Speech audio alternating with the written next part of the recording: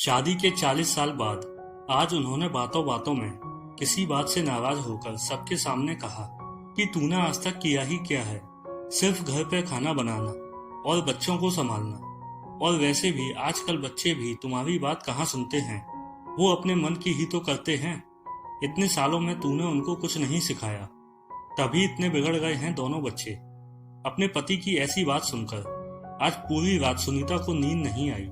सोचती रही, रोती रही कि सच में मैंने आज तक किया ही क्या है।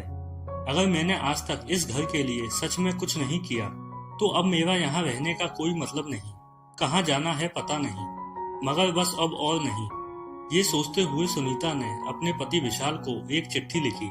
उसमें उसने लिखा था कि मैंने आज पूरी रात सोचा कि तुम शायद सही कह रहे थे। आज तक मैंने किया ही क्या है, कौन हूँ मैं, क्या है मेरी पहचान। चाहती थी मैं आसमान में उड़ना, मगर उड़ने से पहले ही मेरे पंख काट दिए गए। सपना देखने से पहले ही सपना तोड़ दिया गया। बाबा ने कहा शादी की उम्र बीती जा रही है, मुझसे पूछे बिना ही मेरी शादी करवा दी गई। बाबा का तो मानो बहुत बड़ा बोझ उतर गया। ससुराल में मेरे लिए हर कोई अजनबी सा था, मगर माँ ने सिखाया था कि अब यही तुम्हारी दुनिया है, यही तेरे अपने। अब से इन सबको ही तुम अपने माँ बाबा, भाई और बहन समझना। पति तेरे लिए परमेश्वर है, इनकी कही कोई बात को मत टालना। सबको प्यार देके अपना बना लेना। माँ की बात मान के मैंने सबको अपना बनाया। मुझे क्या पसंद था और क्या नापसंद, इसके बारे में कभी सोचा ही नहीं।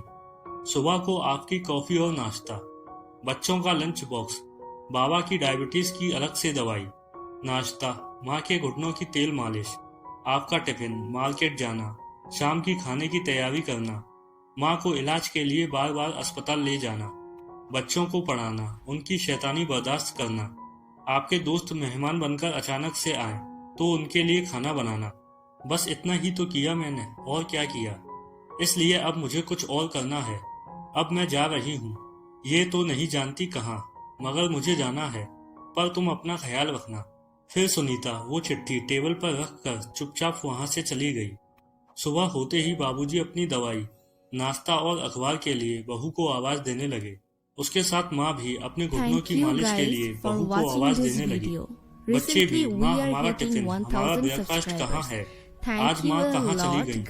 बाहर इतना शोरगुल सुनकर उसके पति की भी आंखें खुल गईं। क्या हुआ पूछता हुआ वो बाहर आया।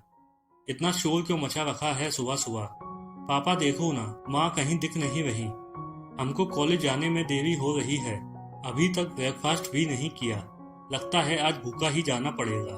दूसरे ने कहा मेरी किताबें भी नहीं मिल रही, माँ तुम कहाँ हो। बाबूजी ने आवाज लगाई, बहू जरा देखो तो मेरा चश्मा किधर है। माँ ने आवाज लगाई, बहू मेरी मालिश की बोतल और दवाइयाँ कहाँ हैं। सारा घर जैसे बिखरा था। उसका पति जोर से चिल्लाया, सब चुप हो जाओ, मैं देखता हूँ वो कहाँ है, यही कहीं होगी, कहाँ जाएगी। वो उसे फोन करने लगा, मगर उसका फोन तो कमरे में टेबल पे ही था। उसने देखा फोन के पास एक चिट्ठी भी थी। उसे बड़ी अचरज हुई। उसने वो चिट्ठी खोल के पढ़ी।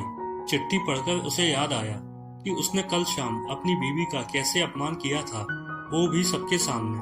उसे अपनी गलती का एहसास हुआ। वो उससे माफी मांगना चाहता था, मगर कैसे, उसका कोई अता पता नहीं था। उसने उसके मायके और उसकी सहेलियों सबके पास फोन करके पूछा, मगर किसी को नहीं पता था वो कहाँ है, किस हाल में है। मगर सुनीता अपने मायके में ही थी। जानबूझकर उन लोगों ने विशाल से झूठ बोला कि वो घर पे नहीं है, ताकि उसे अपनी गलती का एहसास हो। फिर 4 दिन बाद विशाल सुनीता के मायके गया तो वहाँ सुनीता को देखकर वो खुश हो गया। और सबसे पहले विशाल ने सबके सामने सुनीता से अपनी गलती की माफी मांगी और वापस घर चलने को कहा। औरत का दिल तो वैसे भी बड़ा होता है, इसलिए वो अपने परिवार को कैसे अकेला छोड़ देती। सुनीता ने विशाल को माफ कर दिया और वो अपने पति के साथ घर चली गई। घर में सब लोग भी बहुत खुश हो गए। अब सुनीता को काम में मदद भी करने लगे थे। अब सारे काम का बोझ सिर्फ सुनीता पर नहीं था, तो उसे भी थोड़ा आराम मिल रहा था। बच्चे भी अपनी माँ को काम में मदद करने लगे थे और अपनी माँ का सम्मान भी करने लगे।